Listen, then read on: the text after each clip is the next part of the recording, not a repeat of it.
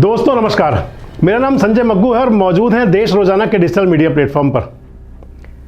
राजनीति हो या समाज नीति हो, सब में साइकोलॉजिकल दबाव बहुत काम करता है।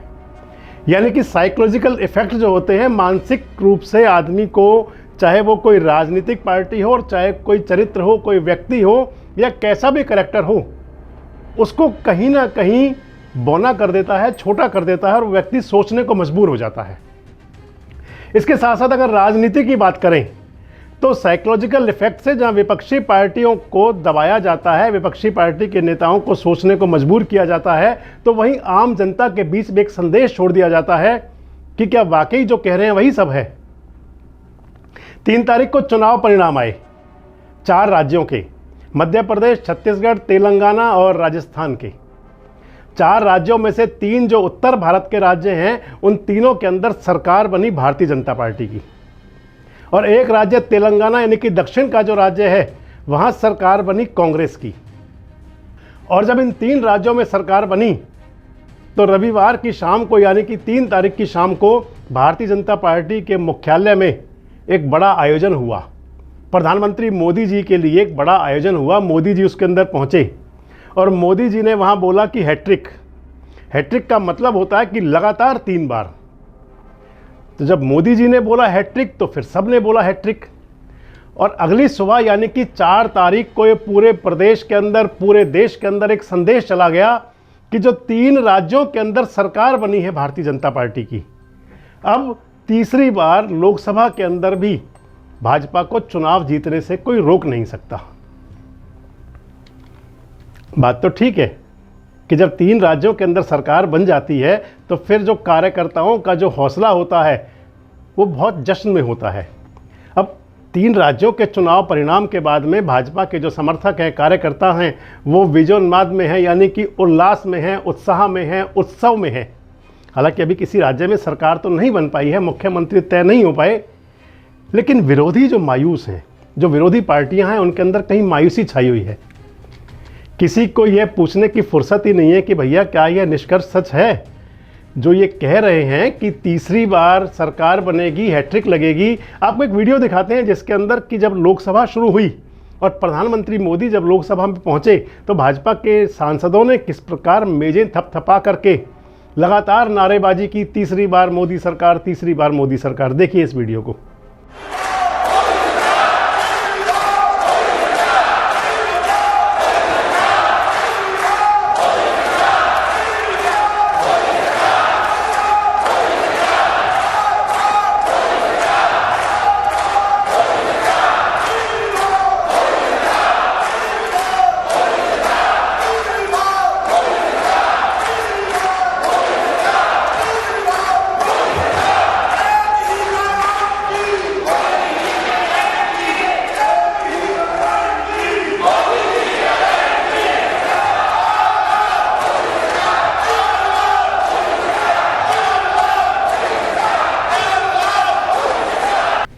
तो मैंने आपको पहले बताया कि ये साइकोलॉजिकल बातें हैं, मनोवैज्ञानिक खेल हैं, मानसिक रूप से दबाव में लेने की बातें हैं। और मनोवैज्ञानिक खेल जो होते हैं इसी तरह से खेले और जीते जाते हैं। एक छोटे से सच का इतना बड़ा गुब्बारा फैला दो कि उसमें हर विरोधाभासी सच छुप जाए। यानी कि एक बात को इतने जोर से डंका बजाओ, उसका इतना हल्ला कर दो कि उसमें सब कुछ उसके सामने बौना हो जाए। अगर आपको ध्यान हो तो मैंने इस चुनाव से पहले, जब चुनाव परिणाम नहीं आया था और चुनाव परिणाम जब नहीं आया था, तब तक तमाम एग्जिट पोल ऐसा कुछ कह रहे थे कि जैसे इन 3 राज्यों में भी, यानी कि राजस्थान, छत्तीसगढ़ और मध्य प्रदेश में भी कांग्रेस की सरकार बन सकती है। तमाम जो एग्जिट पोल कह रहे थे, हालांकि अगर 1-2 साइट्स को छोड़ दें जिन्होंने कि मध्य प्रदेश में कहा था कि कांग्रेस की सरकार नहीं, भाजपा की सरकार आ सकती है, तो हमने उस समय भी कहा था कि क्या इन राज्यों में अगर सरकार बन जाएगी, तो अगर कांग्रेस की, तो क्या फिर मोदी हार जाएंगे। इन 3 राज्यों में सरकार तो पहले भी बनी थी, 2018 में भी कांग्रेस की सरकार थी।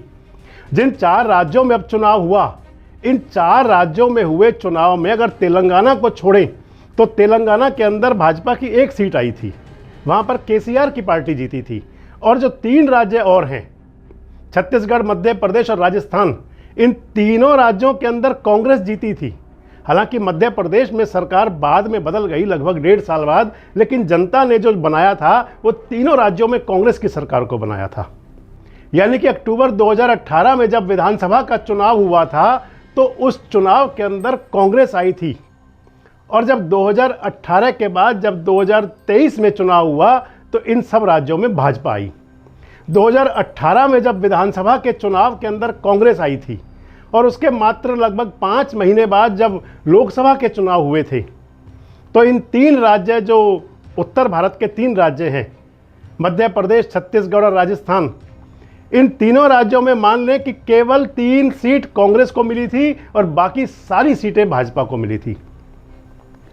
तो क्या अगर 2023 के अंदर भाजपा की सरकार बन जाती है इन 3 राज्यों के अंदर, और वहाँ पर जो मुकाबला हुआ भी आपको बताऊंगा कि किस प्रकार का मुकाबला था, तो क्या उससे ये तय मान लिया जाए कि कांग्रेस पूरी तरह से पिछड़ जाएगी? क्या तय मान लिया जाए कि उन सभी राज्यों के अंदर भारतीय जनता पार्टी ही आ जाएगी?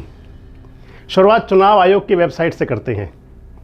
चारों राज्यों में सभी पार्टियों को जो वोट मिले, जिनका जोड़ किया जाए, तो भारतीय जनता पार्टी को जो वोट मिले वो वोट मिले 4,81,33,463, और चुनाव में हारी कांग्रेस, और कांग्रेस को वोट मिले 4,90,77,907। यानी कि भारतीय जनता पार्टी को कांग्रेस से कम वोट मिले, कांग्रेस को ज़्यादा वोट मिले लगभग 9 लाख। फिर भी चारों तरफ चर्चा ये है कि भारतीय जनता पार्टी ने कांग्रेस को पूरी तरह ध्वस्त कर दिया है। यही फर्क है छवि और हकीकत में, फोटोग्राफी के अंदर और ओरिजिनलिटी में। यही अंतर माना जाता है कि इन 3 राज्यों में जहां चुनाव हुआ, तेलंगाना की बात आपसे बाद में करेंगे, पहले बात करते हैं छत्तीसगढ़, मध्य प्रदेश और राजस्थान की। भले ही राजस्थान के अंदर सीटों का जो गैप है वो 45 का है, लेकिन अगर वोट परसेंटेज का गैप है तो वो 2% का भी नहीं है। अगर बात मध्य प्रदेश की करें तो वहाँ 4% का, अगर बात छत्तीसगढ़ की करें तो वहाँ लगभग 4% का गैप है। हाँ, मध्य प्रदेश के अंदर ज़रूर 7% का गैप है। अगर सीटों की संख्या देखें तो भाजपा ही भाजपा दिखती है, और जब वोटों का अंतर देखें तो मैंने आपको पहले बताया कि कोई खास अंतर नहीं है। राजस्थान में भाजपा को वोट मिले 41.7%, और कांग्रेस को वोट मिले 39.6%, यानी कि 2% का अंतर। छत्तीसगढ़ को अगर देखें तो छत्तीसगढ़ में भाजपा को वोट मिले 46.3% और कांग्रेस को वोट मिले 42.2%, फर्क 4% का।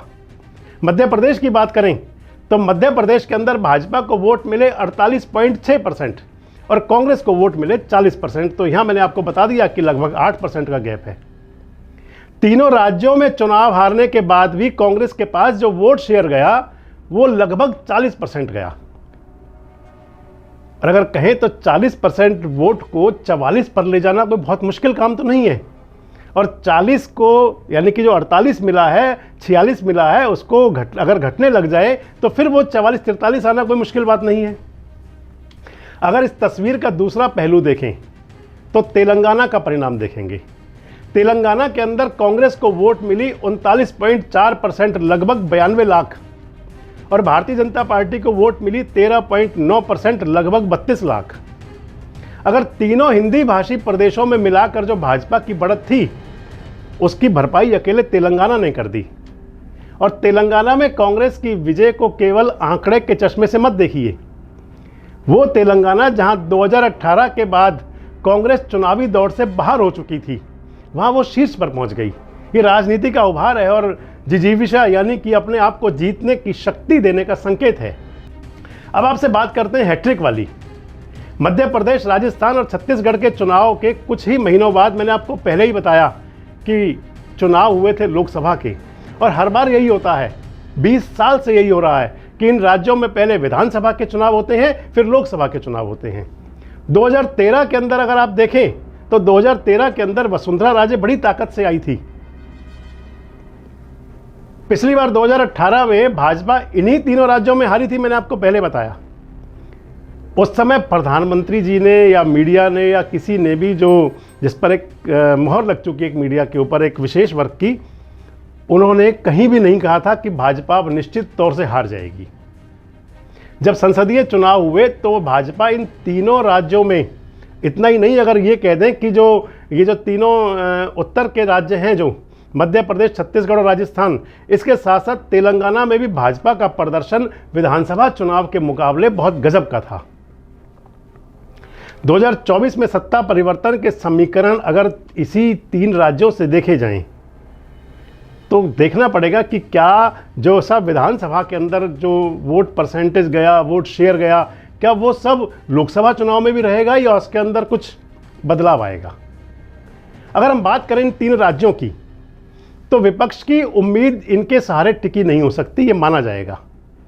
अगर बात करें इंडिया गठबंधन की, जो फिलहाल छिन्न भिन्न हुआ रखा है, आज राहुल गांधी ने ममता बनर्जी से बात भी की, नीतीश कुमार भी सामने आ चुके हैं, कह रहे हैं कि भाई मुझे कुछ नहीं चाहिए, मुझे तो केवल बिहार का भला करना है और इससे ज़्यादा कुछ नहीं चाहिए। अखिलेश भी बोल रहे हैं, जो 2 दिन पहले 3 दिन पहले धुंध आ गई थी इंडिया गठबंधन पर, हालांकि बैठक तो टल गई है लेकिन वो धुंध अब छटनी भी शुरू हो गई है। अगर इंडिया गठबंधन का चुनावी गणित अगर हम जानें तो उनका चुनावी गणित ये 3 राज्यों में चुनाव हुए, मध्य प्रदेश, छत्तीसगढ़ और राजस्थान, चौथा राज्य तेलंगाना, तो इसके साथ साथ अगले राज्य भी आएंगे, कर्नाटक होगा, महाराष्ट्र होगा, बिहार होगा, बंगाल होगा, यहाँ पर भी मुकाबले होंगे। और अगर इंडिया गठबंधन की सोचें तो शायद उनका जो फोकस रहेगा इन राज्यों में कम करने का रहेगा। और अगर इंडिया गठबंधन के लोगों को अगर खुद को राजनीतिक रूप से जिंदा रखना होगा तो फिर उनको बहुत ज़रूरी होगा कि सरकार तो किसी की भी आए लेकिन दिखाना ज़रूर होगा कि वो मुकाबले में बिल्कुल सामने है। मध्य प्रदेश, छत्तीसगढ़ और राजस्थान में अगर गिने तो 65 सीटें हैं लोकसभा की, और इन 65 सीटों में से कांग्रेस के खाते में केवल 3 सीट थी 2018 के चुनाव में, और भाजपा के खाते में 61 सीट थी। अगर बात करें तो चुनौती भारतीय जनता पार्टी को है कि वो कैसे इन 61 सीटों को बचाए रखेगी और 61 को 65 पर लेकर जाए, इन सभी सीटों को बनाए रखे। और संभव हो तो तेलंगाना में जो उसने सीटें जीती थी 4, तेलंगाना मैंने मैं आपको पहले बताया कि 2018 में जो विधानसभा का चुनाव हुआ था, तेलंगाना में भाजपा को मात्र 1 सीट मिली थी, विधायक 1 जीता था, लेकिन सांसद 4 आए थे। तो भारतीय जनता पार्टी के लिए तो ज़रूरी है कि 61 सीटें इन उत्तर भारत के राज्यों की और 4 सीटें उसकी थी जो तेलंगाना में, इन 65 में और इजाफा करें। और अगर कांग्रेस के पास अगर कहें तो कम से कम मध्य प्रदेश, छत्तीसगढ़ और राजस्थान में तो खोने के लिए कोई बहुत कुछ ज़्यादा है नहीं, मात्र 3 सीटें थी। और अगर तेलंगाना की बात भी करें तो तेलंगाना में भी कांग्रेस के पास 3 ही सीट थी, यानी कि भारतीय जनता पार्टी के पास इन राज्यों में जब 65 सीटें थी तो कांग्रेस के पास इन राज्यों में 6 सीट थी। कांग्रेस को लोकसभा चुनाव में अगर विधानसभा चुनाव के नतीजों को पलटने की जरूरत भी ना रहे, अगर कांग्रेस लोकसभा में भी उसी हिसाब से वोट ले ले जैसे विधानसभा चुनाव में ली है, तो इतने भर से ही भारतीय जनता पार्टी का जो लोकसभा में बहुमत का आंकड़ा है वो गड़बड़ा जाएगा। इस गणित को आप ध्यान से समझिए। मध्य प्रदेश, छत्तीसगढ़ और राजस्थान और तेलंगाना और 5वां राज्य मिजोरम, इन 5 राज्यों में जो विधानसभा की सीटें हैं वो है 83।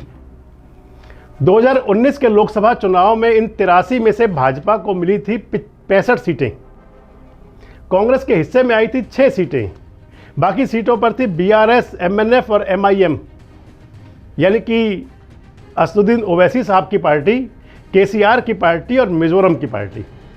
अगर 2024 के लोकसभा चुनाव में हर विधानसभा हलके में भाजपा और कांग्रेस को जिस प्रकार वोट मिले हैं, अगर वही वोट शेयर रहता है, उसी हिसाब से वोट डलती हैं, तो फिर मान लीजिए कि 2023 के विधानसभा चुनाव में जो वोट मिले हैं, अगर मैं आपको बता रहा हूं कि 2024 में लोकसभा में भी यही हुआ, तो वोट शेयर के हिसाब से अगर देखें तो फिर वो कुछ यूं जाएगा कि राजस्थान की 25 सीटों में से भाजपा को 14 सीटें मिल सकती हैं तो कांग्रेस को 11 मिल सकती हैं। छत्तीसगढ़ में अगर कांग्रेस को 3 सीट आ सकती हैं तो भाजपा 8 सीटें जीत सकती है। मध्य प्रदेश में भाजपा को 25 सीटें मिल सकती हैं तो कांग्रेस 4 सीटें ले सकती है। तेलंगाना में कांग्रेस को 9 सीटें मिल सकती हैं तो फिर भाजपा 0 पर भी आ सकती है। बीआरएस को 7 और एमआईएम को 1 सीट थी, जो अगर इनको भी जोड़ लें तो फिर वहाँ पर कांग्रेस और भाजपा का मुकाबला हो जाता है। मिजोरम की जो 1 सीट थी वो मान लीजिए कि अब जो मिजोरम के अंदर जो मुख्यमंत्री बन रहे हैं, जिनकी सरकार बन रही है एमजीएफ की, उनको मिल सकती है।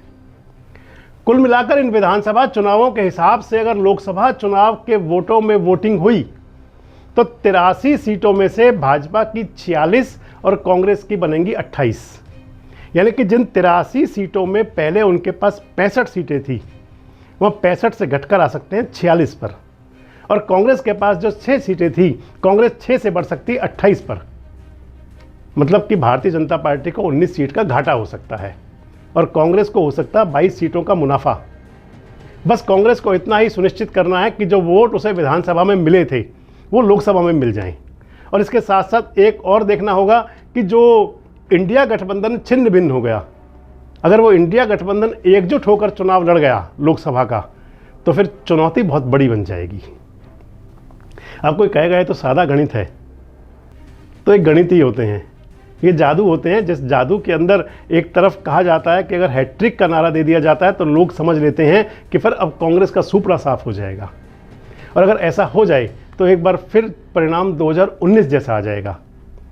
लेकिन आज देश के अंदर एक नारा है, मोदी की गारंटी है, एक अकेला सब पर भारी है, मोदी है तो सब कुछ मुमकिन है।